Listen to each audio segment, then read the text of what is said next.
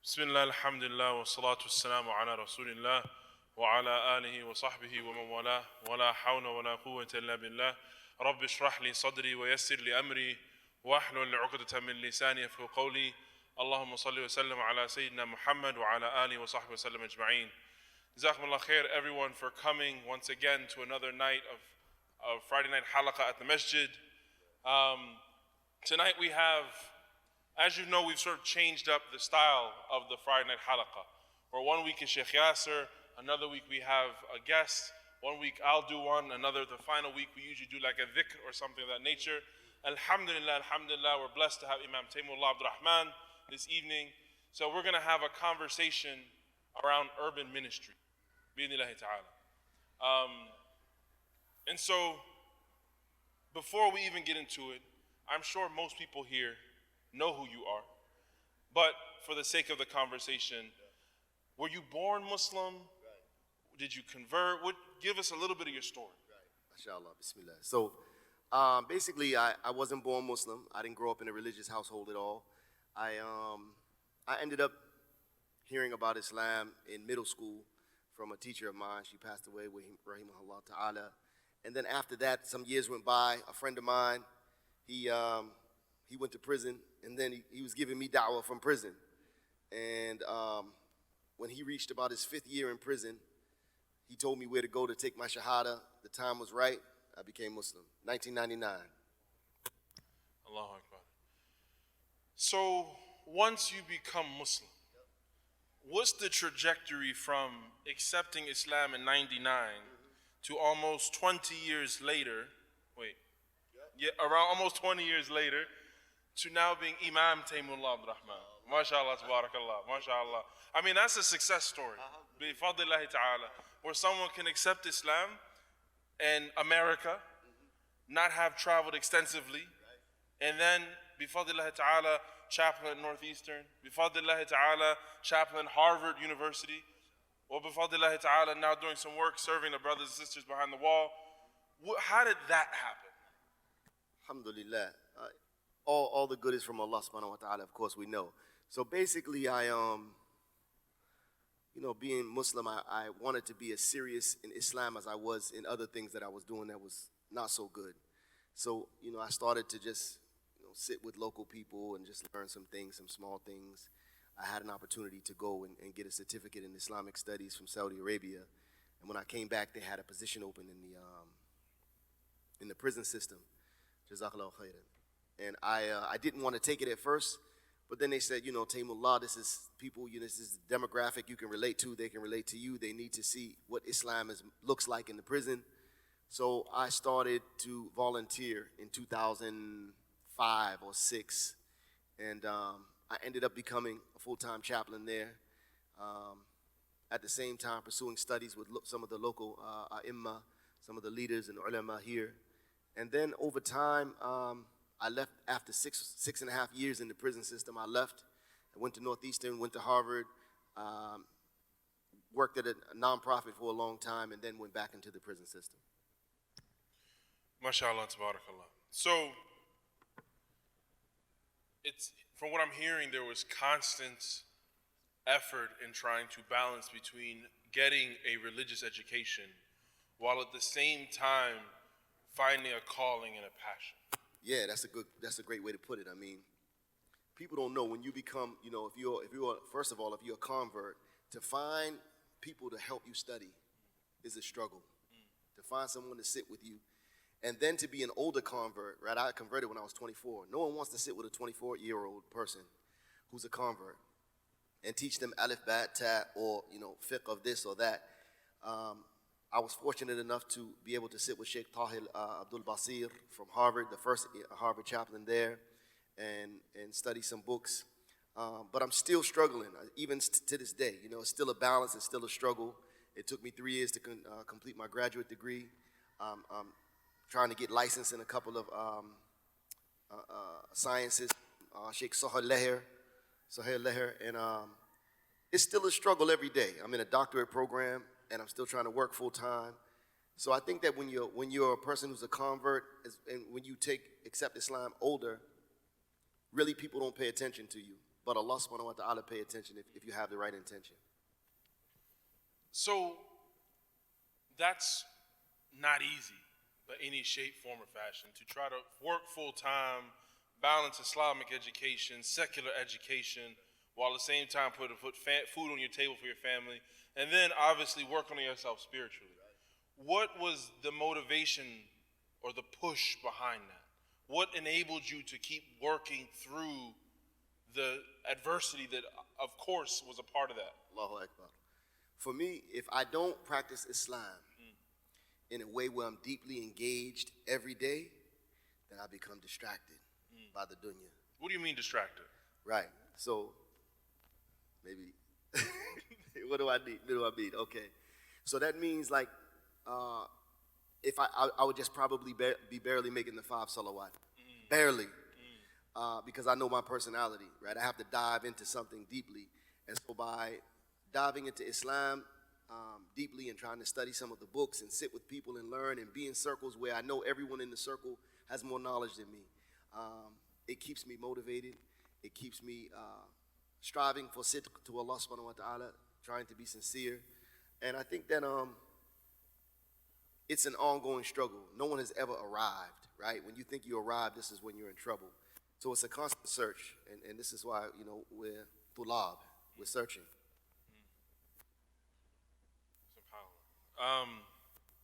So then transitioning into, you find a calling, you find a passion, something that engages you intellectually and spiritually, but at the same time, you're trying to find and able to provide for your family.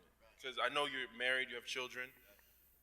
How did you find that? Because you mentioned about trying different things, but then how do you realize what it is? I think we have a lot of young people here. How do you find out what it is that is actually your calling? Alhamdulillah. For me, it was not being afraid to search and not being afraid to fail and not being afraid to look in places where people warned me not to look, right? And so one group would say, stay away from that group. I would deliberately go to that masjid to sit with them and sit with their people, right? The next group would say, stay away from this group, and I would make sure I found out what they were about. So for me, it was being Allah giving me some courage enough to go and explore and not be afraid to say, okay, I was wrong about this, let me correct this, or this affirms what I believe, just keeping the search alive. In fact, this is why I actually returned to the prison system, because I found that this demographic is the most fulfilling for me. I get the most from them, and they get the most from me, I believe, and Allah knows best. So that's a beautiful segue into urban ministry. Now, I've heard Christians talk about urban ministry. What is urban ministry, and then how does it look like from an Islamic context? Good time. Bismillah. So this is a very complex question, because I think it's new for us, right? It's something new. As you said, this is something that's common in Christianity. I think when we talk about urban ministry, we're talking about working class, underclass people who come from a very specific social construct, right, of transgenerational trauma from slavery. We're talking about people who may have had substance abuse issues, people who are maybe perhaps weren't able to get the full gamut of education, people who have been marginalized by systemic racism. So these type of people, when we look at their particular struggle, it's a very, very unique paradigm, unlike, I believe, anything in the world.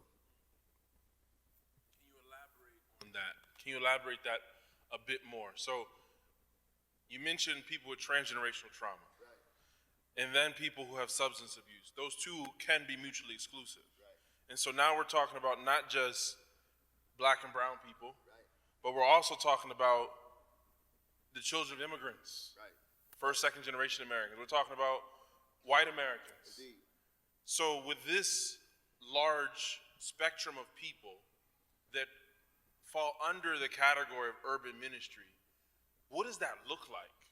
Yeah, I think you have to get into a social political conversation when you start talking about why people who are immigrants, children of immigrants, they come here and find themselves in substance abuse problems, in abusive relationships, in all kind of problems that have to do specifically with this particular social construct. I would say this: urban ministry, the way it differs from mainstream or popular Islamic ministry is this. I've realized through Harvard, through prison, that all Muslims need some kind of mental health therapy, including myself, right? Absolutely. We're all struggling in this area. However, the popular problems of marital discord, maybe you have some children, you need some communication with your children. This is the mainstream Islam. When you deal with urban ministry, you're dealing with a social service component where you have to stabilize the necessities in someone's life before you can even talk about spirituality, or can you take this Halaqa, or go take this class. So you're talking about coming out of your own pocket sometime to keep someone's lights on, right? Making sure they have running water, making sure that people have socks for an interview in the morning, right? So it's a social service component that really stems from marginalization, lower class being stigmatized. And what happens is, because we reduplicate the habits of our economy in our households, and we duplicate social construct in our households, a lot of times urban Muslims, as I just defined them, when they come into popular shared spaces, they're shunned. Why? Because the mainstream Muslim is reduplicating the habits of the economy and the social construct without knowing it. So you're marginalizing and stigmatizing an entire group of Muslims without realizing it. So this is why it's important for us to have this conversation and educate, and stop just stopping at, okay, the Nation of Islam was here, in 1940. Let's talk about the reasons, the root problems of why urban Muslims are struggling, right, to just stay afloat with basic Islam 101. SubhanAllah. We believe that Islam is a holistic religion, and it, is something that can uplift in every aspect of our lives. But you mentioned that the challenges of urban people, as you define them, are very different than the challenges of perhaps the suburban Muslims or people who don't fall under the urban category. So what happens when you're in a multi-social ethnic community like this one? We have the whole spectrum of social classes. How can, in a community like this one, how can we become more aware of the different social classes? And then for those of us who perhaps are urban and don't realize it, how can we go to have more empathy for our fellow brother and sister? Beautiful question that I would like to ask. I would like to pose to you after I answer it, because you're dealing with that as well, and you're doing a great job at it. MashaAllah. So I'll give you some time to think while I make something up. I think we have to raise our critical conscience. And when I say that, I think we have to realize that say, for instance, if this is a masjid that has a plethora of different races and genders and people coming from different constructs, we have to realize, and this is very important, that education is a tool that can be used to liberate or subjugate, right? And so when an immigrant Muslim gets an education in America, they have to be sure and be vigilant around the concept that it's a tool and not an identity. It's a tool in your hand. It's not an identity. You don't get the right to disrespect me or anybody who comes from a different kind of background because you're educated, right? So this idea of like professional Muslim gathering, like this is something that needs to be done away with. Why? I'll tell you why. Because many people who come here, they aspire to a white construct. And white constructs have nothing to do with color, right? A white construct is categorized by 4 traits. Number 1, it is an ideology based on beliefs, practices, and habits. Number 2, it represents a power, the position of power, and the power holder defines who's white and who's not, right? And also it's fluid, right? It's fluid. What was defined as white legally on a piece of paper now is not the same as it was 2 decades ago. In Alabama, 1/16, if you had 1/16 black blood, then you weren't considered white. In Virginia, if you had any black blood, you weren't considered white. So that's the other thing, is that it's fluid. Whiteness changes. If you look now, Moroccans on the census are classified as Caucasian in Africa. And this is because they have to meet certain numbers. So the construct of whiteness is fluid. It keeps changing. And then finally, the construct of whiteness is a state of unconsciousness, right? So that means that when people say, I don't see race, I'm colorblind, they don't realize that that's disrespectful to say to a person of color, because that comes from a position of privilege, right? You're not seeing me. I want you to see all of me when you see me, and all of the baggage I bring with me, and all of the burden I bring with me. And so I think it's important that if we want to really embrace all people, we have to, number one, raise our critical conscience and understand that education is a tool. And number two, educate ourselves so we can have what Ibu Patel calls imaginative empathy. To imagine what it's like to be, an urban Muslim strung out on drugs, or whose parents have been strung out on drugs, or someone who hasn't been able to just get an education because of institutional racism, or whatever the case may be. Have empathy for that, and really don't think that you can, you're doing me a favor by letting me call the adhan, right? It has to be more than that. And I hope I'm saying this as gently as possible, but it's something that we need to hear. We love each other, but to love is to critique, and Allah knows best. So now you. Wallahu alam. For me, one of the biggest motivators and things that I have tried to do in my early tenure here is to do exactly what you mentioned, is to create imaginative empathy. So to raise the elevation or the level of empathy in the community. When thinking back to the community of the Prophet Muhammad ﷺ after they migrated to Medina, it very much reflects our community today. You had the Ansar who were already established. They already had what they wanted. They had families, they had businesses. And you had the Muhajirin who walked for up to a month's journey with everything they owned on their backs, who just came out of trauma from living in the outskirts, the desert, for 3 years, living in embargo. And so that trauma, they came to Medina, and the first thing the Prophet ﷺ did the mu'akha. He did the uniting, making the brothers and the sisters between the Muhajirin and Ansar. And that brotherhood, that fraternity and that sorority that he created, sallallahu alaihi wasallam, in my mind, is creating empathy. Because if now we're brothers and we're sharing a house together, and I'm going to give you half of my business, I'm not just going to deal with you on a superficial level. I'm going to have to treat you like a brother in everything that you bring with you. I'm going to have to understand, okay, your wife died on the journey, you lost a son, and that's why you're dealing with these things. And so for me, the biggest thing in our community that I always try to talk about is raising the level of empathy. And like you were saying, trying to have an or Ibu Patel, you were quoted from, is trying to have an imagination about it. A lot of times for me, and I've told people this in sessions, when people come in and say, brother, I have to tell you something, but it's really, really bad, my mind automatically goes to the absolute worst thing possible. Why? So that when they tell me something that is insignificant in comparison, it's all right, alhamdulillah. The brother comes, I need to tell you something, Imam, he's on drugs, he's homeless, the sister's on prostitution, like the worst thing possible that I can imagine. So that when it's, I'm having this family issue. Oh, okay, alhamdulillah, we can talk about that. The empathy is already there. And so my hope is that as a community, a diverse community that we have, we can start to see each other for who we are and not just what we look like. But please. No, I'm done. I'm just picking up, getting ready. So focusing on urban ministry, it from the little bit that you've mentioned, it sounds like it happens on a multitude of different platforms.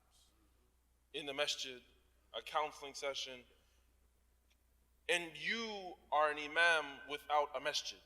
Right. You're not unmosqued, because you're always here, you're different masajid, but you're an imam that serves not confined to a masjid. So what are some of the different areas, the different platforms in which you engage in urban ministry? MashaAllah ta'ala. This is a great question. It's funny. People who attend, what I found being an imam, so to speak, without a masjid, is that people who attend the masajid, oftentimes, it's a dichotomy between knowing your imams, knowing yourself, Imam Abdul-Malik, Sheikh Yasser, but sometimes people are too embarrassed because this is their community. So they don't want to go to an imam that they know they're going to see every day, or an imam who knows their family. So guess who they call in that situation? So I found myself, dealing with all of the, maybe the secret transgressions that people are dealing with, or maybe dealing with the, a lot of the hidden transgressions that they're not comfortable with talking about with the local imam. So I'm constantly every day navigating, several different issues at once. After this, in fact, I'm headed to Chelsea for El Huda Academy, and tomorrow I'll be in Worcester, and Sunday I'm back here. So it's just a matter of being a person who I guess would be making themselves available as an alternative, and Allah knows best.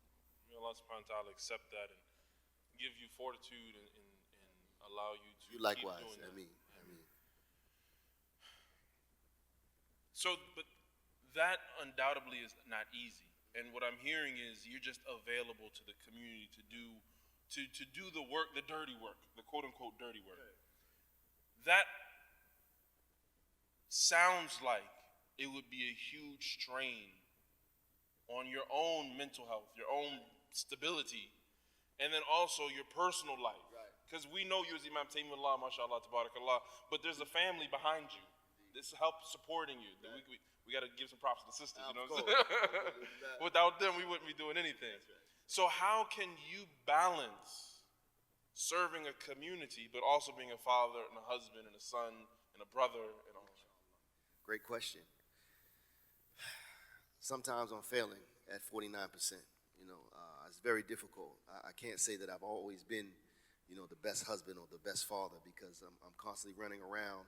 There's something called John Henryism. It's a real thing. For those of you who don't know, John Henry was an African-American man, a freed slave in the 19th century. He was a railroad worker who used to build railroads with his bare hands, big, strong guy. They built a machine that could do the job of railroad workers, and basically these people who were on the railroad making a living, they protested by saying, our strongest man will put him up against this machine. So John Henry and this machine, they're tasked with putting these giant spikes into the railroad, and they're going to race all the way down to the end of the track. Eventually, to make a long story short, John Henry and this machine race all the way down. John Henry wins, but he kills himself in the process. So there's an actual social mental condition now called John Henryism, and it's for people who are striving to keep up. It's for African Americans who are striving to keep up after having fallen behind as a victim to whatever kind of societal ills there are. So may Allah protect us from this. But it's certainly something I consider, because I'm running around trying to build a legacy for my children, right? So I have 6 sons and a daughter as well. May Allah preserve them. May preserve all our children.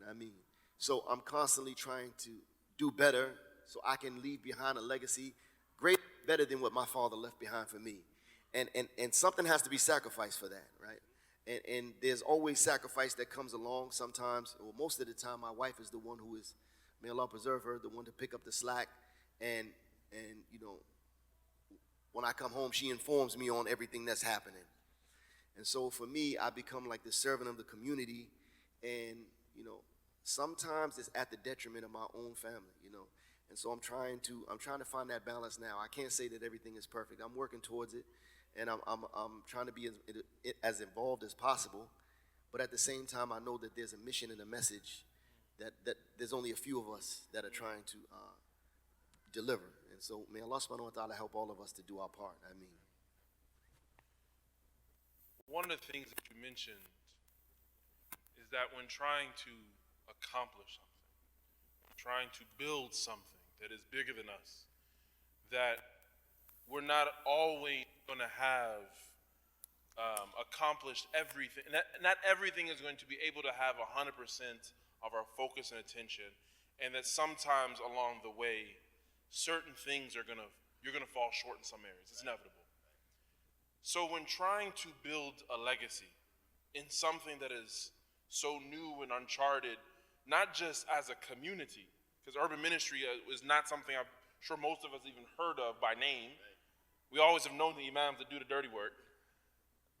But more specifically for you as an African-American male in changing the trajectory of your family. How then do you try to figure out, how do you, again, going back to the question of passion, maintain the focus on what you're trying to do, what you're working toward, which is very long term, which is very much off in the distance, but at the same time try to figure out where you're going to section off your focus. Dua to Allah subhanahu wa ta'ala, crying to him. When Allah makes time available for me to do that, I'm not saying that I'm a person of worship, but I know that that's the key to it. Relying on Allah subhanahu wa ta'ala, knowing that he's sufficient, because it's impossible for us to not have blind spots. So we ask Allah subhanahu wa ta'ala to expose those blind spots in a good and safe way, in a gentle way, so that we can rectify our affair. So it's constant dua to Allah, constant talking to Allah subhanahu wa ta'ala, constant making dhikr, crying to Allah, humbling ourselves before Allah subhanahu wa ta'ala so that he will raise us up and our families up during the day. And this is a challenge for me, for my wife as well, but it's something that, we're trying to be committed to in terms of calling on Allah subhanahu wa ta'ala as much as possible to save our families, because, there's times where her and I don't get along. Allah says he put between us mawadda wa rahma, affection and mercy. And if there's no affection, there has to be some mercy. So there's times where, how do you work with someone that you're mad at? Right? Because for the greater good, it's bigger than you and I, right? We got to look at these 7 lives we're in charge of. So we have to have Allah subhanahu wa ta'ala involved, because we can't do it on our own. And so it's really putting our trust in Allah and knowing that we have to renew our intention almost daily.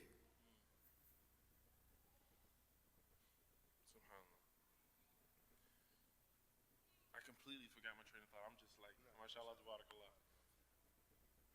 I want to know how you do it. I told you, it's a conversation, not an interview. I see you. Here's the thing. Here's the question I want to know. Because I'm able to sneak in and out, and I'm able to be grouchy and angry. I've never seen you grouchy. I want to know, how do you keep a smile on your face? And I know you have the same problems all of us have. I want to know how you keep smiling, brother. My wife doesn't have a microphone, alhamdulillah. Subhanallah. A lot of what you're saying is really resonating with me, simply because though I'm your junior in many ways, and I'm yours in many ways, inshallah. I feel a lot of the same things that you're talking about, because I went to Saudi at 17 and I watched my friends graduate from college. When I came home, I felt mentally I was 10 years behind the ball. And then also a lot of my friends are your age. And so socially, I've inherited a lot of the same ambitions to want to accomplish and change a trajectory for me, for my family, and my children. My father is a mailman, which there's no shame in that at all. But I want more than that. And I don't know where this ambition... And he probably wants more for you than absolutely. That. I mean, absolutely. That is one of the... Subhanallah, when I told him I was taking this job, he's not Muslim. He works in the church. And I told him, I said, listen, I'm going to Boston. I've got a job as assistant imam, and I'm going to do XYZ responsibility. He said, wow. I said, well, why are you like so mind blown? He said, because that's what I do too in the church. He said, the difference is I can't work with women. I said, but I was raised by a woman. So God put a certain thing in my life where I can work in those specific areas. He said, God bless you. He didn't bless me with that. But I mean, how do I do it? Wallahi, it requires a lot of self-reflection and trying to see the bigger picture. That in all reality, I have zero control over anything that happens. My free will is, Imam Ghazali mentions that how Allah subhanahu wa ta'ala is infinite in his free will. I have either to drink this bottle of water or not to drink it. Those are the two options with regard to this bottle of water. I can do it. Allah subhanahu wa ta'ala can turn this into soda. can make this into a different creature, can make it disappear. He has infinite free will. And so for me, understanding that I have only A and B, I only have between X's and O's what I can choose from. For me, that has given me a lot of solace and a lot of tranquility, understanding I just have to do the best of what I have right now. And that also my life is extremely limited. And so just do the best that I can with what I got. How do I maintain a smile? Is understanding that this is a process. That life is not supposed to be good all the time. That's a common misconception that I believe a lot of us truly have, that we want in our life constant happiness. And as I was listening to someone earlier in a podcast, he was mentioning how constant happiness doesn't allow us to experience life till its full potential. If we're only looking for happiness, then we can't benefit from the downsides. And so for me, it's trying to maximize all of it. The bad times, raising my own emotional intelligence. Why do I feel bad right now? What is this going on? And then finding other things that help uplift those certain times. So putting things into my life that enable me, though I may just be having something super simple for dinner, or understanding that everything looks like it's falling and crumbling right now. What's my goal? How do I maintain that long term? And then finally, having the goals. I know that I want to be a servant of the people. I know, but also at the same time, academically, I want to have a PhD. And that it requires hard work. And then I also know that I want to have a family. I love my wife. I love my children. I want a family. Now, where do you find the time to balance all that? And that's, it's not easy. But, alhamdulillah, alhamdulillah. Alhamdulillah. May Allah preserve you, man. Ameen. Do a great job. Inshallah. It's tough. May Allah accept it. Ameen. So urban ministry, we said, going back to that, it happens in different arenas, in different areas, in different places. How then, well, let's go specifically. You mentioned that you were at Harvard and Northeastern before. And then now you're working, serving in a prison system. What are the differences between those two demographics of people? Young adults who are about to launch or trying to launch in their life and their careers, compared to people who are now trying to reevaluate life, that are being held accountable for things where they did or didn't do, whether it's just or unjust. This is their reality. They're living in a, 6x8, no AC, no heat, or maybe only heat, no AC. How do you deal with that? What's the juxtaposition of those two, the difference between those two? And then how do you make those shifts? Because I'm sure they require different skill sets. SubhanAllah. Surprisingly, Imam, it's not much different. Same problems. Right? Same problems. There's mental health issues, deep mental health issues at a place like Harvard University, because the expectations are so high that you can see on this child's face, they're walking around with the legacy of their entire family on their back in that book bag, right? If they get, I taught a class there for one semester. I gave 2 students an A-, and they both called me crying, upset for this A-. But I'd be happy with some A-. SubhanAllah, I thought I was doing something good. C's get degrees, you know what I'm saying? And so I say that to say that there's almost no joy in any of them. There's no joy. I didn't find joy on the campus. No social joy. And I only spent 2 years there. But also there was a marked difference between my time there at Northeastern. At Northeastern, there was a much more social atmosphere. Harvard is very, very focused. The students are very aware of the legacy that they've inherited and what their job is and what the expectations are. In prison, also, you have mental health issues, right? But I think the difference is choice and privilege, right? I find that there are people in prison just as or more intelligent than people at Harvard University. It's just exposure to choices, privileges, and we all go through a stage where we're exploring our identity. When you explore your identity as a young Latino or a young white man who comes from a poverty-stricken background, or an African-American boy, those explorations of identity are usually deadly, right? You don't get a time to explore, right? You and I made it out by the grace of Allah subhanahu wa ta'ala, but you explore, let me try to be a gangster or a thug and feel what that feels like. Well, I'm gonna get shot and killed before that happens. So I'm either gonna be a homicide or a killer. And then when I go to jail and my prefrontal lobe develops, I say, what the heck was I thinking? I'm a grown person. I'm not the same person I was 15 years ago. Now I have a first-degree murder charge. I'm never coming home. But now I want to know, I want to have all the sentiments and emotions of a real human being, but it's too late for me. So really, it's not much different. It's just a matter of helping people live under different constructs. One is, you'll survive if you get an A-. And the other is, if you have life in here, you're still going to survive. And Jannah is still real. And Allah knows best. That reminds me of something in the autobiography of Malcolm X. He mentions how he only wished, or he knew how the numbers runners and the gamblers and the gangsters, had they been exposed to different circumstances, what they would have come out to be, because of how their intelligence and their genius.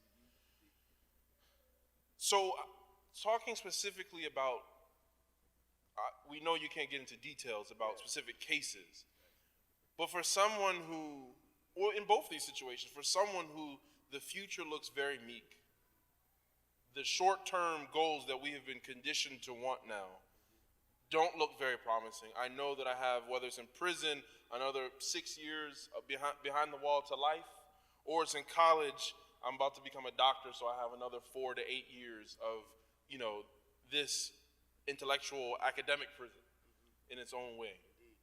How do you find the people that you serve in either of those situations, or perhaps both of them, are able to see the light at the end of the tunnel, that are able to make a mental shift to find goodness in that what they're doing? I think it's an acceptance of being where you are. Somebody in the prison system, we're crying every day. Our brother's crying every day. Whether it's me hearing something and trying to hide the tears, or a brother cried this morning because an older man who was getting ready, Allah knows best, preparing for his death. He had a receipt for a certain amount of money, and he said, "Look, I sent this to Marhama, the burial service here. Can you make sure they got it?" And so a younger brother saw that, saw the receipt, saw how much money it was, how many years. They make $1 a day, sweeping, cleaning toilets. How many years it took to save thousands and thousands of dollars, and then for him to sign a check over to make sure he's buried as a Muslim. It brought a young man to tears. He said, "I have a whole new outlook and respect for you." So I think it's just accepting where you are, what your circumstances are, and realizing that this is not home for any of us, and none of us are safe. Jannah is where we want to go. And that they feel as though they're a little closer than us, but that's not necessarily the truth. Allah knows best who's closer. Absolutely. I mean, the Prophet ﷺ said, or Allah subhanahu wa ta'ala said in the Quran, "Inna akramakum inda Allahi atqakum," that the most noble of you are those who are most pious and most God conscious. So, I mean, that's the real metric of success. We had a few weeks back when Hafiz Na'il,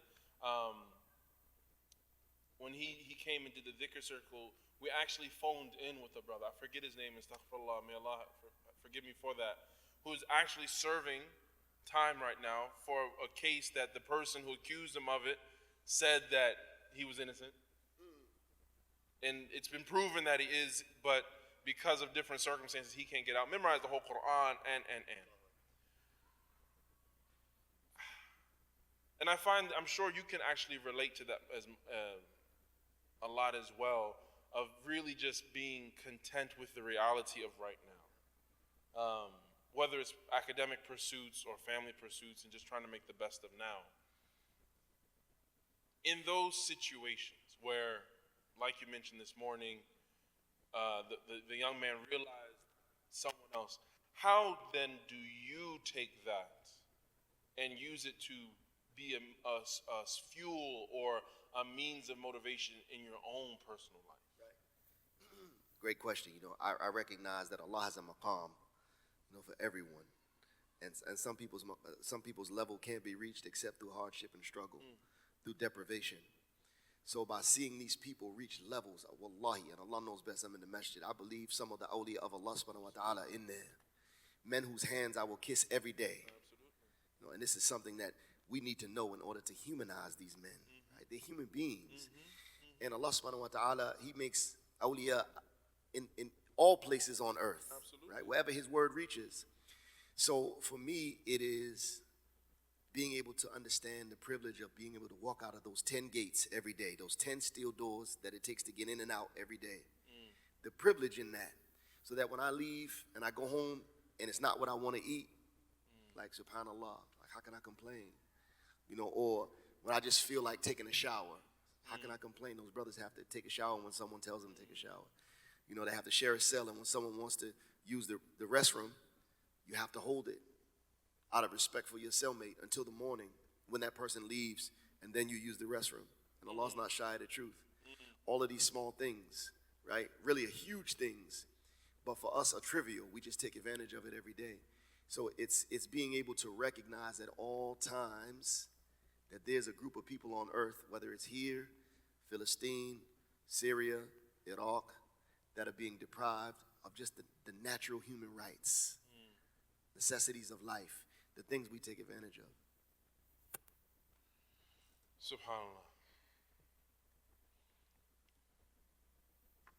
So if this is a glimpse into what urban ministry is, we're talking about serving the disenfranchised.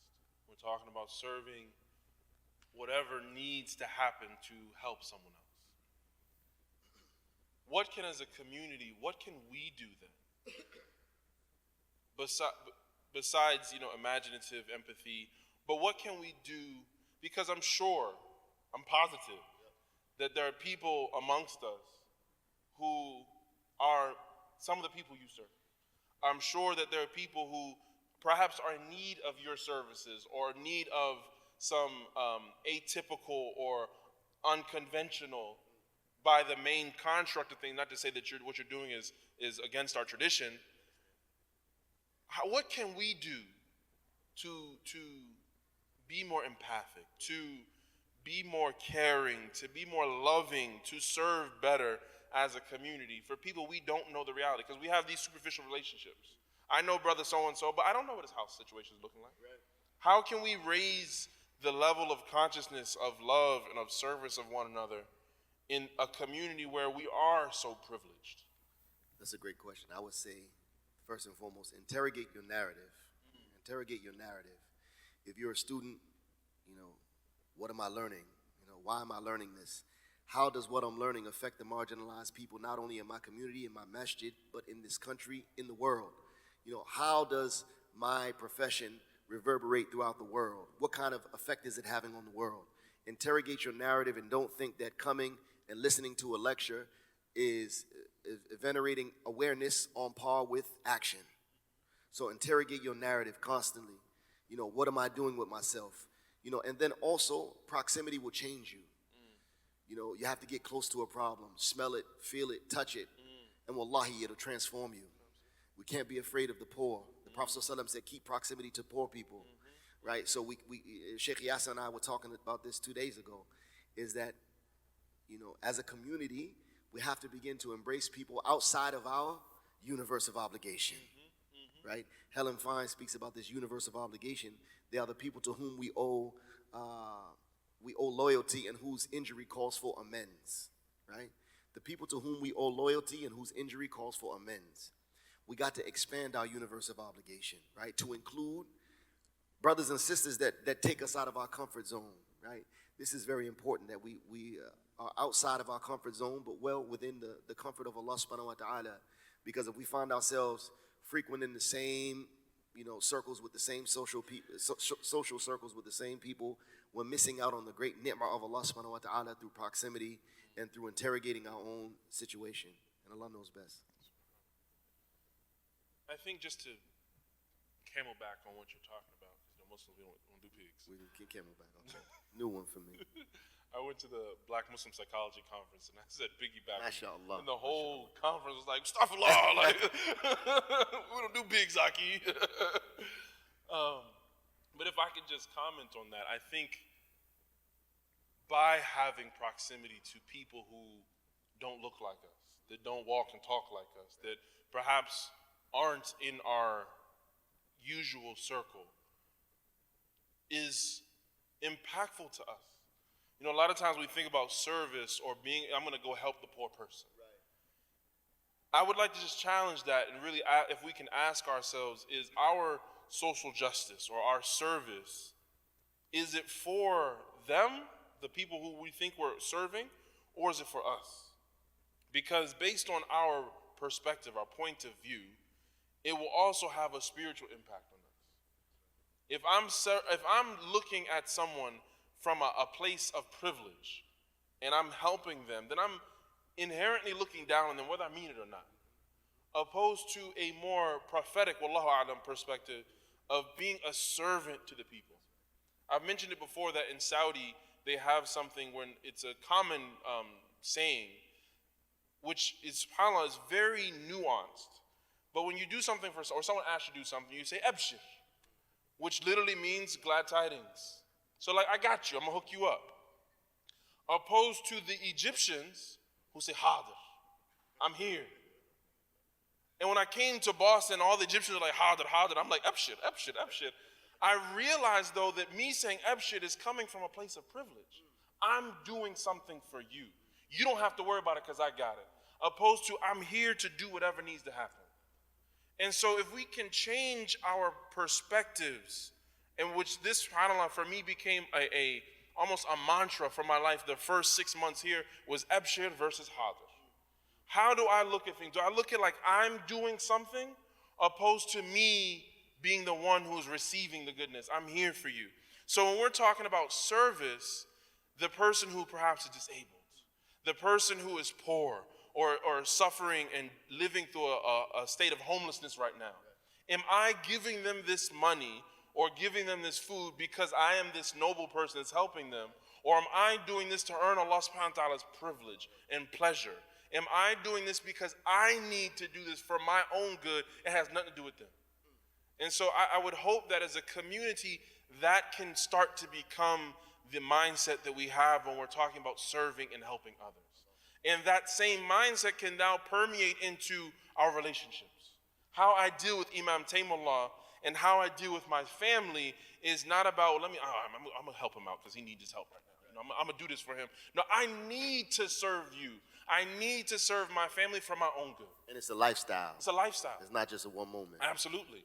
And as husbands, as fathers that are in juggling three different areas right now. We're in the same boat. Graduate school, work, service. On top of that, family. There are times that just something's going to have to go.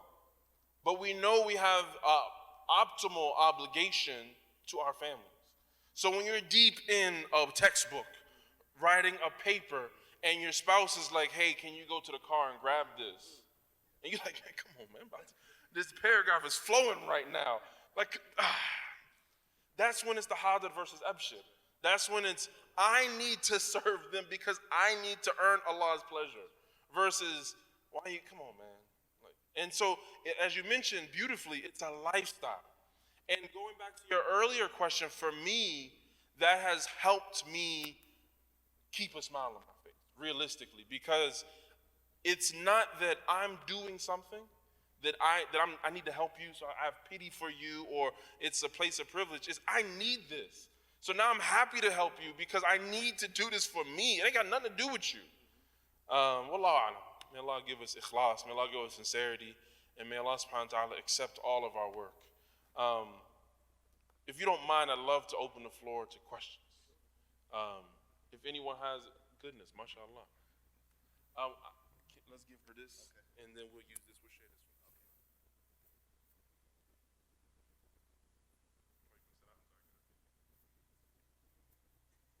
Assalamu alaikum. Thank you for a very beautiful presentation. And just right where you ended, I was reflecting on the Surah Al-Fajr, when you were talking about the difference of the two ways of serving. And what came to my mind is when Allah subhanahu wa ta'ala is saying, Kalla bal, rana, no, no, no. Kalla la tuqrimuna al-yatim, wa la tahaduna ala ta'amil miskin.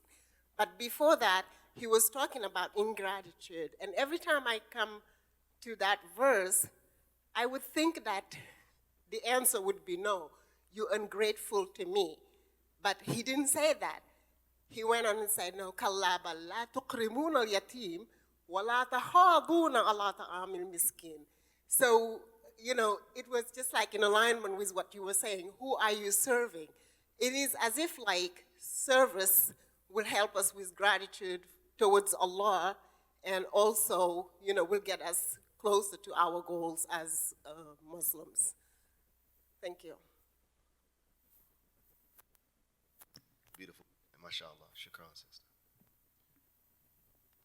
One of my teachers said that our path to spirituality and getting closer to Allah subhanahu wa ta'ala is through love and service. Through these two areas is how we can earn Allah subhanahu wa ta'ala's pleasure. Because through love and service requires me to love someone lillah, for the sake of Allah subhanahu wa ta'ala.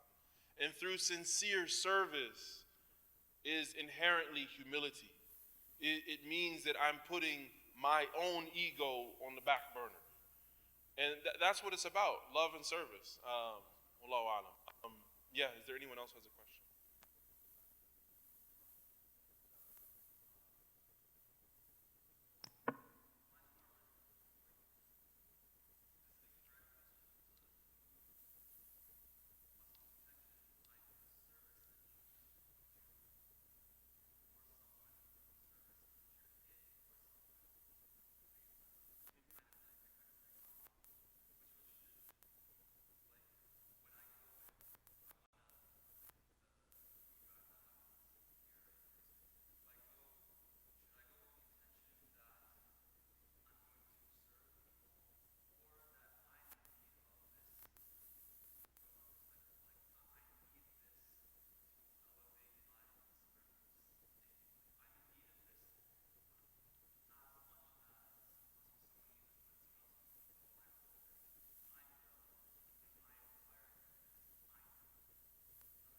No, it does. So his question is more about the difference that I mentioned, Ebshir versus Hadir. So the two different perspectives of looking at service. One is serving others versus in the service of others.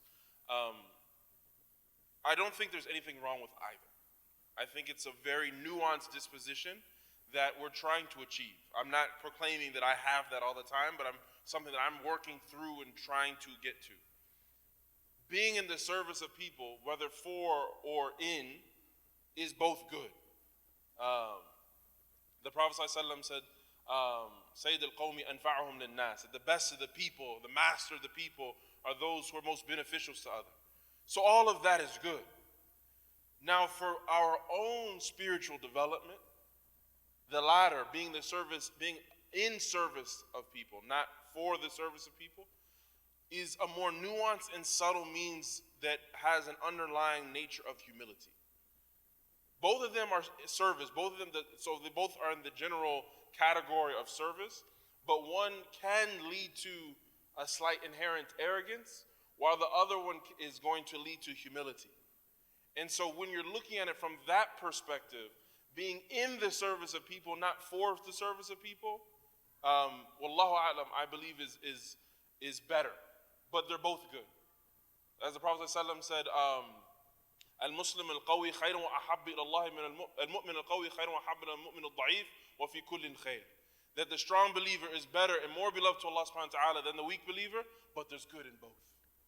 And so, inshallah, I think that applies to this situation.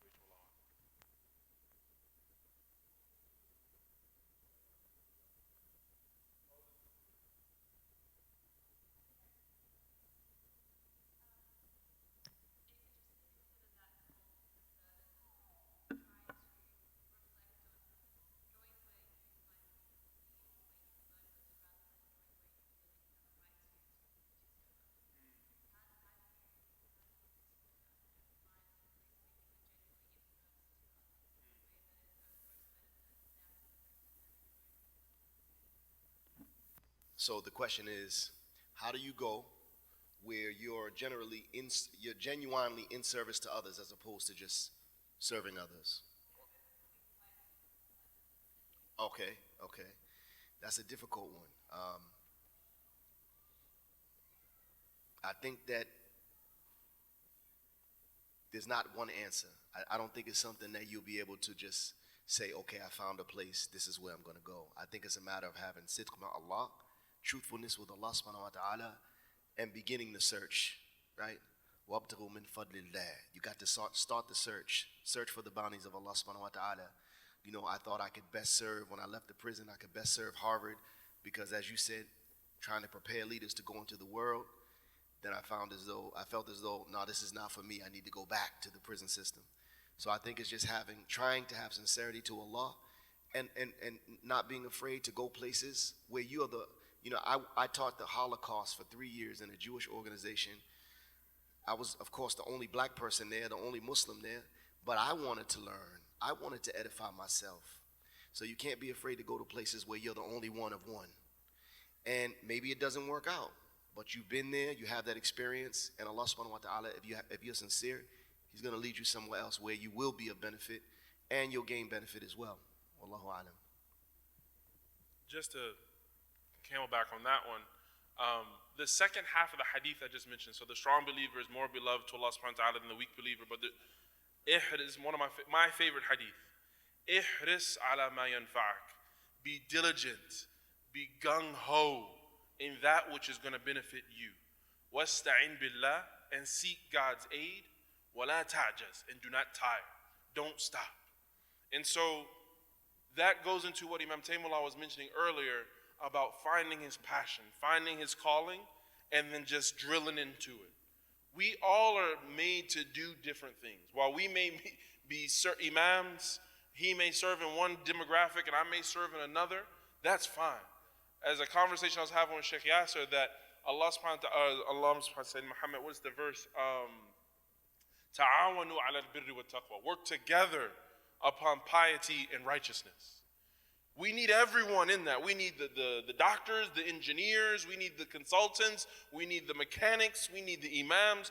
All of us together are what's going to weave together this beautiful tapestry of our community. So how do we find it? As Imam Taymullah was saying, don't be scared to try, but also try to be sensitive to that which comes easy. We don't have to necessarily go against the grain to find what we like. I am naturally an empathic person. That's who I've been my whole life. And I'm an empathic person. I'm an empath. But I also love to serve people. So finding mental health and an imam was perfect for me. But I'm not a scholar like Sheikh Yasser is. I'm not meant to give fatwa. And I don't want to. So I had a very nuanced role that I was looking for. And with, inshallah, Allah's, after his success and his tawfiq, I was able to, Allah put me in that area. My job was to go out, do the work. Ihris, to do the work. As the Prophet ﷺ said in another hadith, that if we truly had tawakkul, if we truly had reliance upon Allah subhanahu wa ta'ala, He would provide for us like He provides for the birds. They go out in the mornings with their bellies empty, they come back with their bellies full. We have to have that tawakkul, that God consciousness, and just go out. We got to do the work. In that process, Allah will guide us to what's best for us. Wallahu a'lam. The Ammu had his hand up in the back.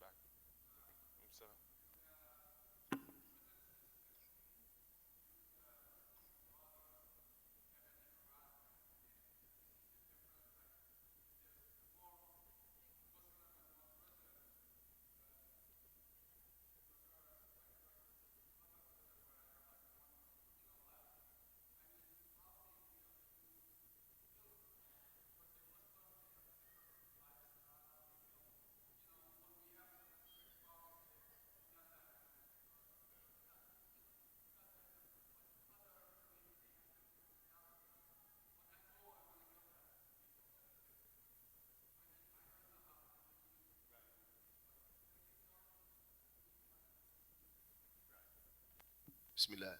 So he's asking about the condition of Muslims in the prison. What's their mentality, their condition? Are they being harassed?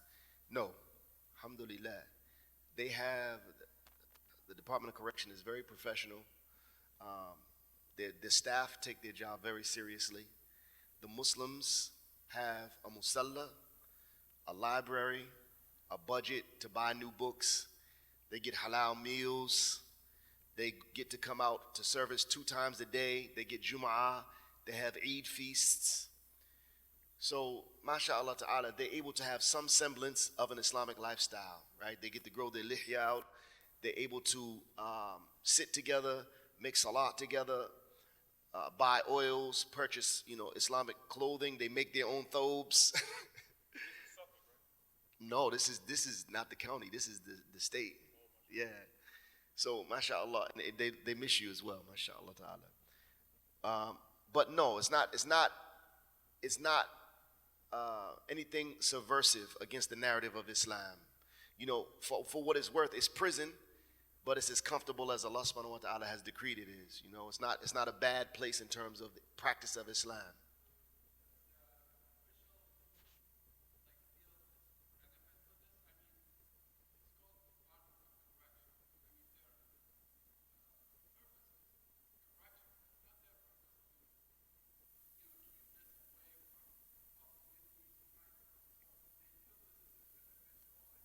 Who's they? Yeah. So the Department of Correction, they understand that it would be a climate issue for them to deprive people of their naturally given religious right? So you have Catholics, Christians, Buddhists, Jews, Muslims, and they each have their own worship space.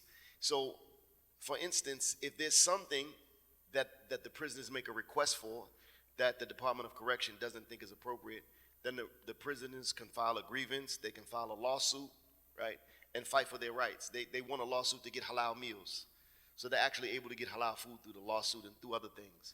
So my point is, it is a matter of correction in order for them to get religious services. It helps the whole climate of the prison in order for them to be spiritual and have prayer and reflection and brotherhood, things like this. So it's nothing but benefit. Allah knows best. Alhamdulillah. One last question. Good question. I'm joking.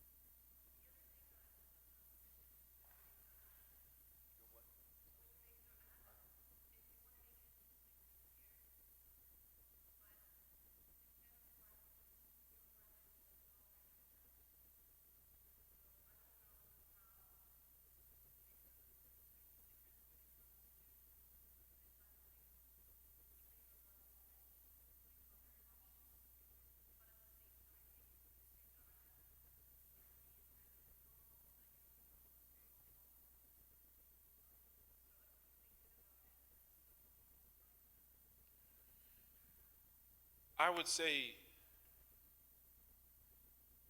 Wallahu ala Wallahu fawqa subhanallah. Wallahu fawqa kulli dhi ilmin alim. Allah is above everything, the most knowledgeable.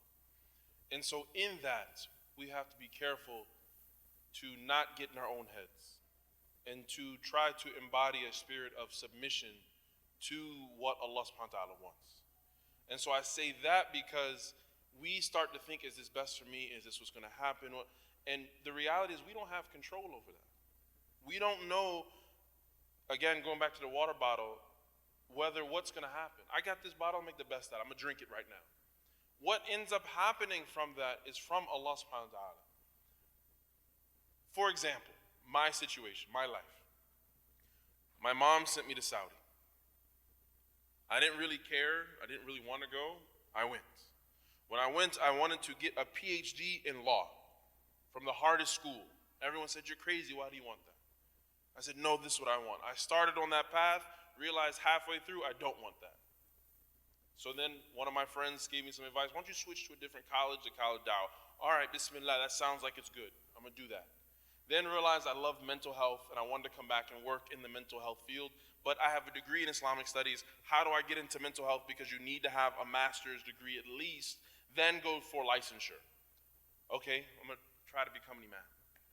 but in this very nuanced way. There's only probably, if 5 assistant imams, associate imams in the country.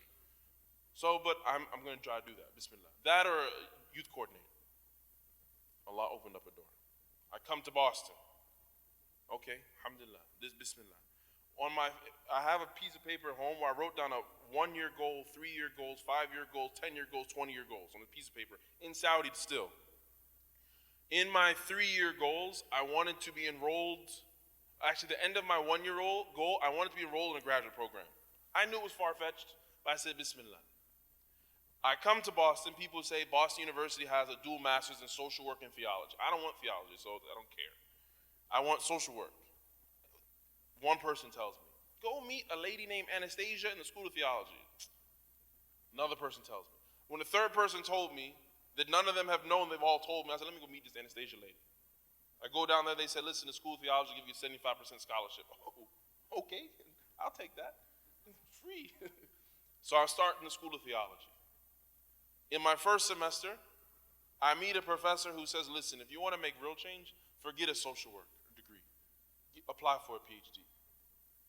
I don't know anything about this. This is my first semester in graduate school. I'm struggling to stay alive now. All right, cool. The next day after meeting that professor, a classmate who is also a professor says, listen, man, you need to apply for a PhD. I just talked to a professor about that. You should talk to my friend so-and-so. That's who I talked to yesterday. You should apply for his PhD. Okay. Alhamdulillah, I finished applying yesterday. I didn't chart this course. I wanted to be a civil engineer when I was 17, and then gave up on college and said I wanted to become a plumber. I didn't want any of this. We have to be sincere in what we're doing. Try. If something else comes, we pivot. Imam Taymullah said he was in the prison system 6 years, pivoted. All right, let me try social work. Working chaplaincy in his colleges. Figured we're going to pivot again. That's life. We have to be sincere. We have to have ihsan in what we're doing right now. If something better comes, then we pivot. But this is why we then have istikhara. This is why we have shura. We seek counsel of our people who we respect. We have mentorship. This is why all of this is here in our religion. We talked about it this week in Living Islam, how Prophet Musa alayhi salam agreed to be the mentee, the apprentice under Shu'aib for 8 to 10 years. Why would he do that? He's on the run. Because this is a very important part of our development and growth. So by having people that we respect their wisdom, respect their knowledge, respect their position perhaps, that can help guide us, then we just do the work. We commit to what we're doing. If something better comes, we make istikhara, we analyze pros and cons. Is this good for me right now? If it is, bismillah, we're going to make the next step. If I don't get into this PhD program, alhamdulillah, wallahi, alhamdulillah, it'll be all right. Because that's not what's decreed for me. Keep working. Something else will come up. I'll apply for that too. But that is how, what I was saying before about really having contentment in the decree of Allah subhanahu wa ta'ala. I don't have control over this. We don't have control over any of this. And when we can relinquish the feeling that we truly control the outcomes of things, then that inherently removes the anxiety. That removes the depression. Because then I say, listen, God got this. Let go and let God.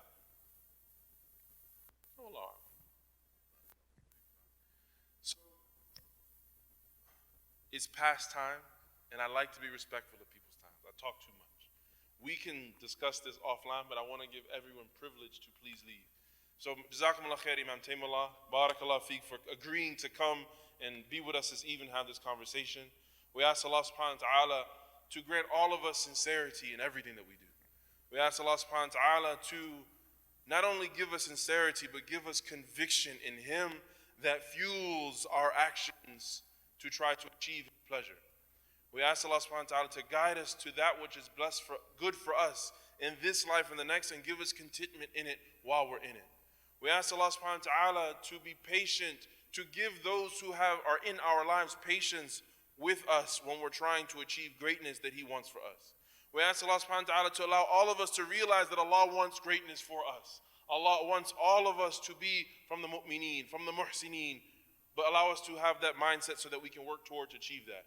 And we ask Allah subhanahu wa ta'ala to give us all imaginative empathy, Allow all of us to have empathy for all of our brothers and sisters, regardless of social economic class, regardless of of immigration status, regardless of where we are in life. May Allah subhanahu wa ta'ala allow all of us to love one another sincerely for His sake and His sake alone, and allow all of us to be like our beloved Prophet sallallahu alaihi wasallam, a rahmah for all of mankind. وأقول قولي هذا واستغفر الله لي ولكم ولسائر المسلمين واستغفروه وأتوب إليه. جزاكم الله خير.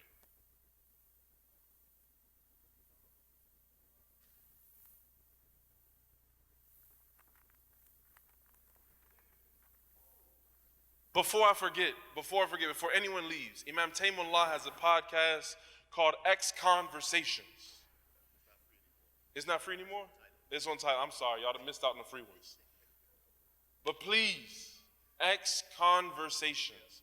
There are conversations with people that were formerly incarcerated, came home, and have gone onto a new wave of life. They're amazing, they're beneficial. If you like Ferris, you'll like X Conversations. If you like the self-motivation, the School of Greatness, if you like any of these type of podcasts, then you'll like this one. So please, please, please check out Imam Taymullah's podcast, X Conversations, and then be in contact. He's got a nonprofit organization that he's trying to raise money for the inmates. He's doing amazing work incognito that people don't know of. Please make dua for this man. He needs our dua. Please keep him in your dua. Barakallahu feekum. Jazakumullah khair.